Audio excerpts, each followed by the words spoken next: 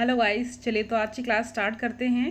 और आज हम पढ़ने वाले हैं क्लास 6 का चैप्टर नंबर 3, जिसका नाम है फाइबर टू फैब्रिक। इसका मतलब एक पतले रेशे से जो भी हम यूज़ करते हैं अपना कपड़ा बनाने में, तो एक पतला सा जो रेशा होता है उससे किस तरीके से धागा बनता है और उस धागे से फिर किस तरीके से आपका एक फैब्रिक तैयार होता है।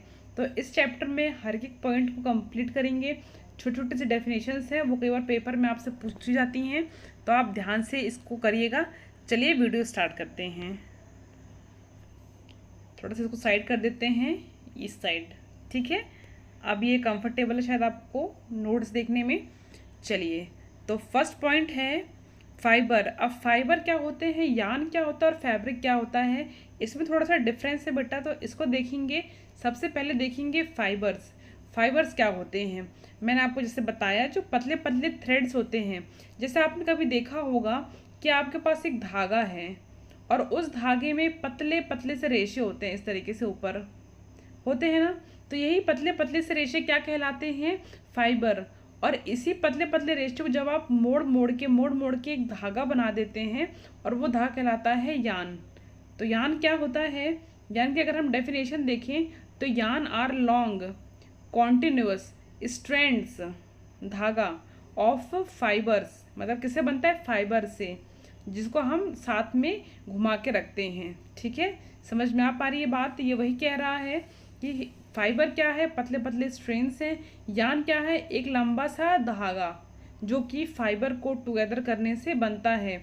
और फिर ऐसे ही फैब्रिक, फैब्रिक क्या होता है, यान इज स्पन इनटू फैब्रिक, मतलब कि जो भी अब धागा है उस धागे से आप जो कपड़ा बनाते हैं वो कपड़ा कहलाता है फैब्रिक। जैसे कि आपके पास बहुत सारे यान हैं, ये एक यान हो गया, ऐसे करके बहुत सारे हैं, और इसे आपने कंबाइन करके एक कपड़ा बना दिया फैब्रिक, इस तरीके से। तो ये फैब्रिक अब तैयार हो गया, तो ये कहलाएगा आपका क्या बन गया, ये फैब्रिक बन गया। ठीक है, ये बात समझ में आ पा रही होगी आप लोग को, समझ में आ रही है।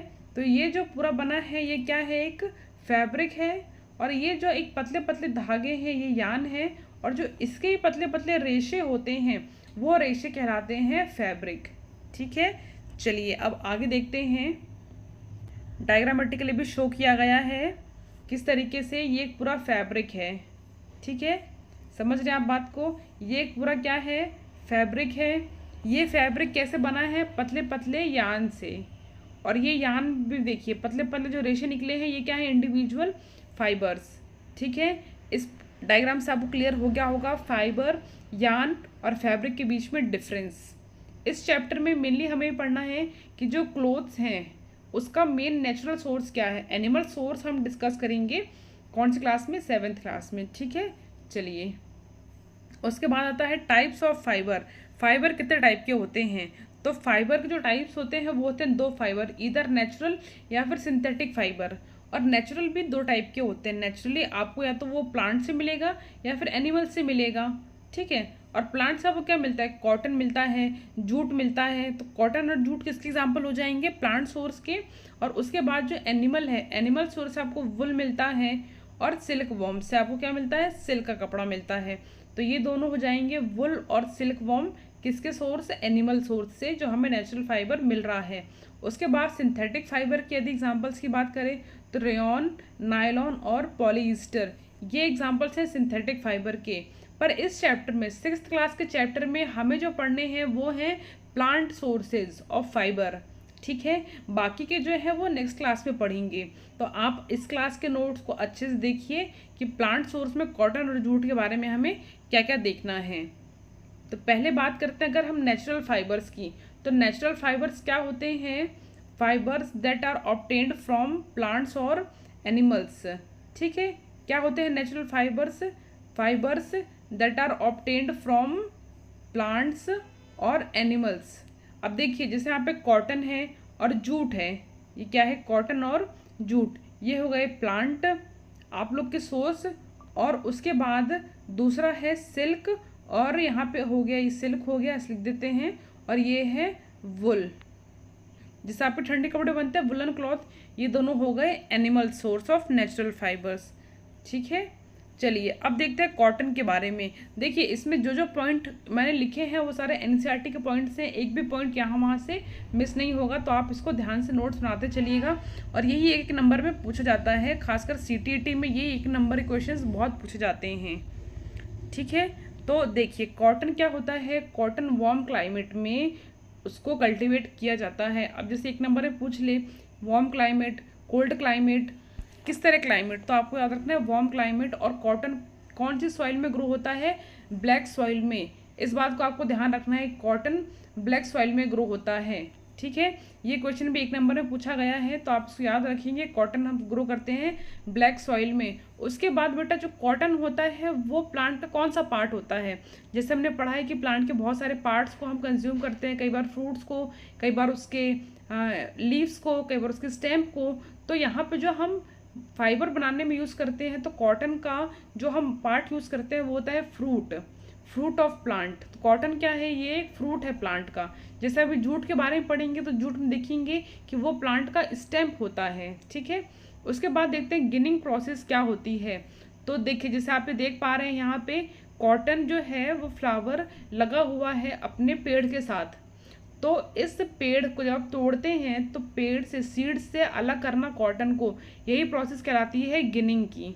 तो गिनिंग प्रोसेस क्या है, separation of cotton fibre from cotton seed, cotton seed से कॉटन फाइबर को सेपरेट करना, यही प्रोसेस कहलाती है गिनिंग।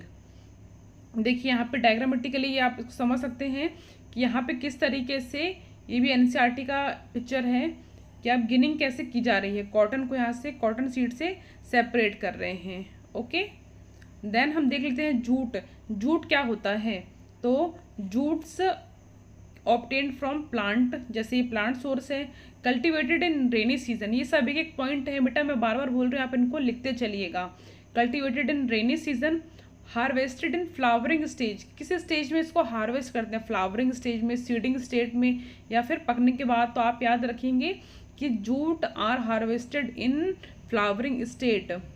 फिर फ्लावरिंग स्टेट में उसको आपने हार्वेस्ट किया, हार्वेस्ट करने के बाद उसके जो स्टेम्स होते हैं उन स्टेम्स को पानी में क्या करते हैं, सोक करके रखते हैं। इस स्टेम से इनको पानी में सोक करके रख दिया जाएगा 4-5 दिन के लिए, और फिर सोक करने के बाद उसे निकालते हैं और उसका फाइबर अलग करते हैं। This is the process.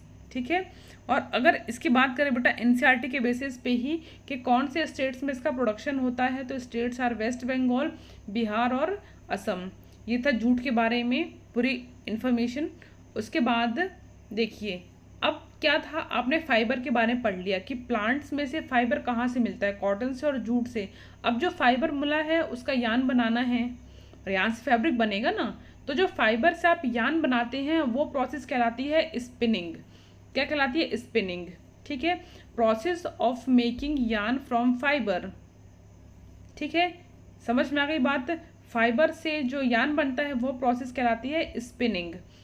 उसके बाद इंस्ट्रूमेंट जो इसमें यूज़ होते हैं एनसीईआरटी बेसिस पे आपको 2 दिए हुए हैं, एक होता है तकली और दूसरा होता है चरखा। देखिए यहाँ पे दोनों के एग्जांपल्स भी दिए, होता है चरखा, तो ये दोनों यूज़ की जाते हैं इस क्या बनाने के लिए, यान बनाने के लिए, और ये प्रोसेस कहलाती है स्पिनिंग। जैसे आपसे एक नंबर में पूछ सकता है कि स्पिनिंग क्या होता है, गिनिंग क्या होता है, अभी हम वीविंग पढ़ेंगे वो भी क्या होता है। ठीक है, चलिए स्पिनिंग के बारे में आपको क्लियर हो गया होगा। उसके बाद देखते हैं, अब फाइबर निकाल लिया, फाइबर से यान बन गया। अब यान से आपका फैब्रिक बनना है, तो फैब्रिक बनाने के 2 प्रोसेस होते हैं। कितने प्रोसेस होते हैं, 2 प्रोसेस। एक होता है वीविंग। वीविंग क्या होता है, process of arranging 2 set of yarn together to make fabric. ठीक है, मतलब क्या है कि आपने 2 लिए क्या यान, और उस यान का आप यूज़ करके एक फैब्रिक बना रहे हैं, कुछ इस तरीके से। देखिए ऐसा, तो यहाँ पे आपने ज़्यादा यान लिए हैं और उससे आप एक फैब्रिक बना रहे हैं, तो ये प्रोसेस कहलाता है वीविंग का, जैसे यहाँ पे आप डायग्राम पे देख पा रहे हैं। उसके बाद होता है एक निटिंग। तो ये प्रोसेस क्या होता है बेटा, प्रोसेस ऑफ मेकिंग यान फ्रॉम सिंगल स्ट्रैंड ऑफ यान। कितने स्ट्रैंड, सिंगल स्ट्रैंड से। जैसे आपने देखा स्वेटर बुनते हैं, तो स्वेटर बुनने में क्या करते हैं, एक ही ऊन का बॉल लेते हैं ना, और उस ऊन से एक स्वेटर बन जाती है। तो वो ऊन से जो स्वेटर बना रहे हैं वो प्रोसेस कहलाता है निटिंग। ठीक है, समझ पा रहे हैं आप इसको। तो अगर आप 2 स्ट्रैंड ले रहे हैं तो वो कहलाएगा वीविंग, और अगर आप 1 स्ट्रैंड ले रहे हैं तो आपकी सेकंड प्रोसेस हो जाएगी। ये हो गया process of making fabric from yarn.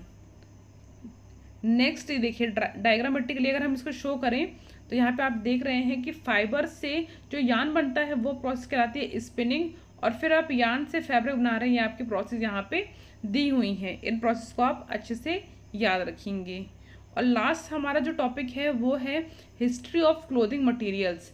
तो इसकी हिस्ट्री में अगर हम देखें तो फर्स्ट क्या है, ancient people use bark and leaves as clothes.